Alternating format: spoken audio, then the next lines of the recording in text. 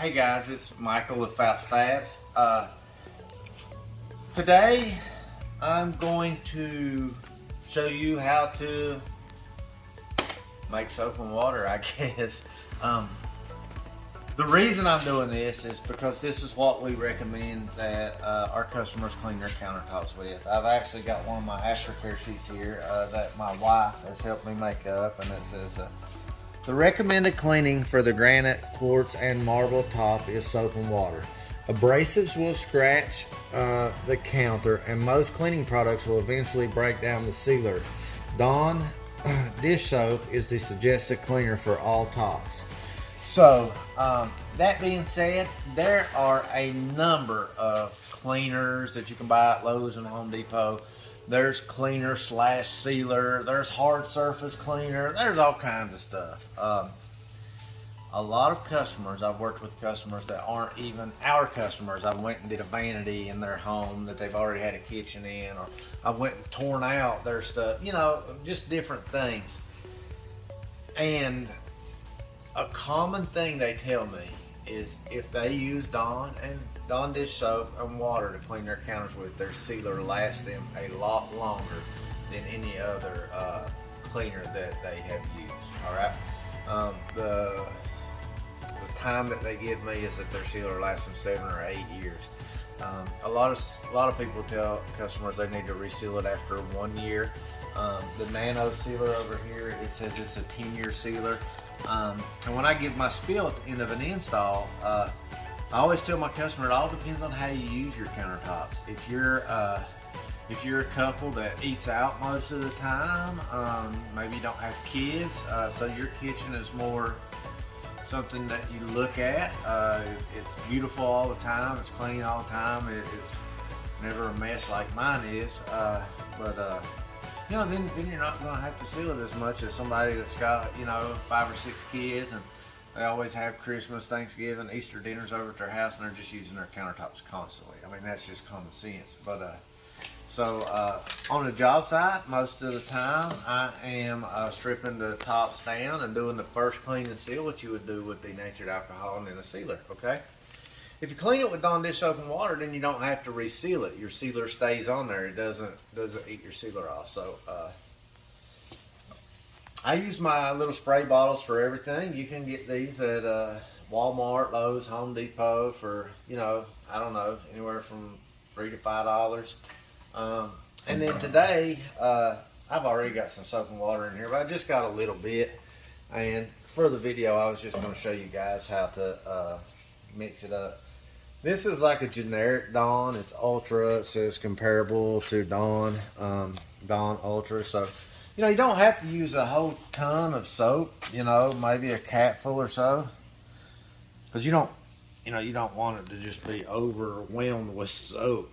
So, you know, it's about a capful right there, and you know that's gonna make a pretty good cleaner.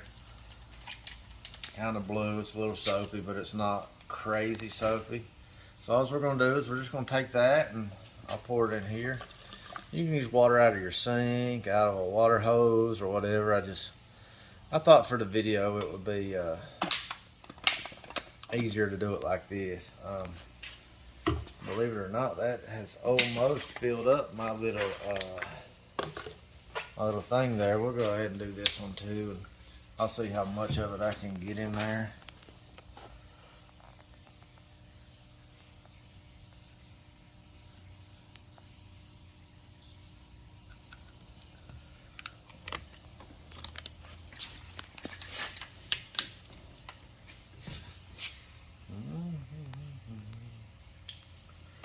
Let's see, I might be able to get it all, I don't know.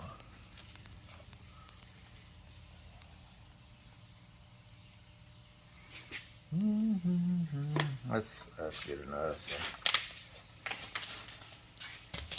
So see, we'll make it soapy. Alright, so I just put my lid back on it here. So we're in our showroom, like I was saying on another video. I've got a great office girl named Madison. My wife also helps run the office, so we've been super busy and we can't find any help. And on top of our normal everyday jobs and work, we're also relocating the building. We've got two 10,000 square foot buildings about 7 miles north from where we're at now. We're still on 321A. We're hoping to be in there by the 4th of July. We may run a little over, I don't know, but we're trying to get there. It's just a lot of stuff to move. So, but that's the reason the showroom's kind of dusty, because we got a lot going on. It's not because my people are lazy or just don't want to do it. It's just because they're super busy. So I figured we knock out 2 birds with 1 stone. We can make some videos and I can clean my showroom. I recommend when you're cleaning or sealing countertops, you use these rags. These here they're called Scott rags in a box. They work very well. They're not super expensive. I don't know. They're probably $12 to $15 a box.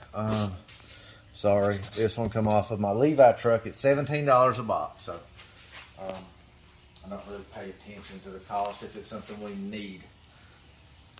So we got some dust on this one here. Obviously, you could just wipe the dust off, and you know it's still not going to be as clean as you'd want it. So just go on there and just kind of, you know, dust it a little bit if you want to. If you don't put anything on it and you just dust it, of course the dust is going to fall on the floor or, you know, get in the air or whatever, which you probably really don't want for your house. So to prevent that, you could just go ahead and start spraying it in the beginning. This doesn't really pertain to the video, but we use plain water. We use denatured alcohol on the job site. Denatured alcohol to spray our silicone we put on our backsplash, and plain water to spray on our painter's caulk that we'll put along the top of the wall. And every time I get a spray bottle from my guys that are using it to spray the alcohol or spray the silicone or the painter's caulk, they'll have it daggone shooting a freaking laser beam like that right there. And it's such a strong beam. Hell, it'll put a hole in the painter's caulk or the silicone. And I just don't understand why they won't just put a mist. It works so much better. So I recommend using a mist when you're cleaning your countertop rather than a freaking laser beam of water. So just spray it. You know, you can see it's a little soapy, but you don't want it so soapy to where even after you wipe it off, you could freaking use it as a slip and slide. You know, you just want it enough to where it's cleaning and taking the germs off. Alright, and you see, it's still a little soapy. Alright, so we're just going to wipe that off there. I might put just a little too much water because I was talking trash, but so this rag is pretty good and wet right now. So we've cleaned it with that one. It's gonna be our cleaning rag, and you can use this, you know, if you're doing your kitchen and you got multiple tops or whatever. Of course, you're gonna use your wet rag to do your cleaning and stuff. Then just go right back over it with a dry rag.